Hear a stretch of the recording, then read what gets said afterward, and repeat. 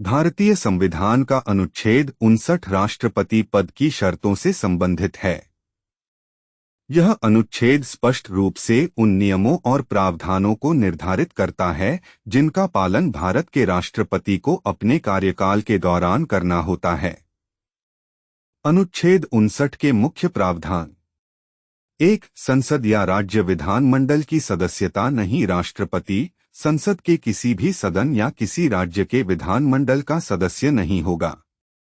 यदि कोई ऐसा सदस्य राष्ट्रपति चुना जाता है तो उसे राष्ट्रपति के रूप में पद ग्रहण करने की तिथि से उस सदन में अपना स्थान छोड़ना होगा।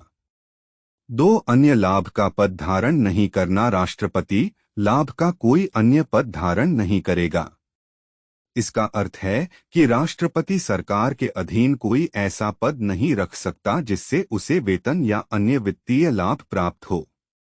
3. आवास। राष्ट्रपति बिना किराया दिए अपने आधिकारिक निवासों जैसे राष्ट्रपति भवन का उपयोग करने का हकदार होगा। 4. वेतन, भत्ते और विशेषाधिकार। राष्ट्रपति को संसद द्वारा निर्धारित वेतन, भत्ते और विशेषाधिकार प्राप्त होंगे।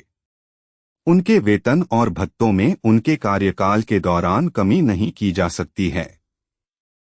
व्यावहारिक उदाहरण: मान लीजिए कि श्री क एक राज्य विधानमंडल के सदस्य हैं और वे राष्ट्रपति पद के लिए चुनाव लड़ते हैं। यदि वे चुनाव जीत जाते हैं और राष्ट्रपति बन जाते हैं तो उन्हें राष्ट्रपति के रूप में पद ग्रहण करने से पहले विधानमंडल की सदस्यता छोड़नी होगी। वे एक साथ विधानमंडल के सदस्य और राष्ट्रपति नहीं रह सकते। यह अनुच्छेद 59(1) का एक व्यावहारिक उदाहरण है।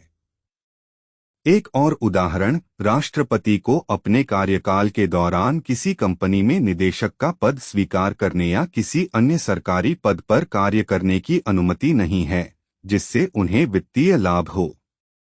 ऐसा करना अनुच्छेद 59(2) का उल्लंघन होगा। अनुच्छेद 59 का महत्व: यह अनुच्छेद राष्ट्रपति पद की गरिमा और स्वतंत्रता को बनाए रखने के लिए महत्वपूर्ण है। यह सुनिश्चित करता है कि राष्ट्रपति बिना किसी बाहरी दबाव या हितों के टकराव के अपने कर्तव्यों का पालन कर सकें।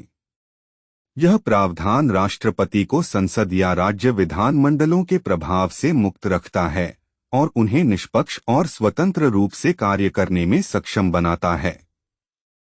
मुझे उम्मीद है कि यह स्पष्टीकरण और व्यावहारिक उदाहरण आपको अनुच्छेद 59 को समझने में मदद करेंगे।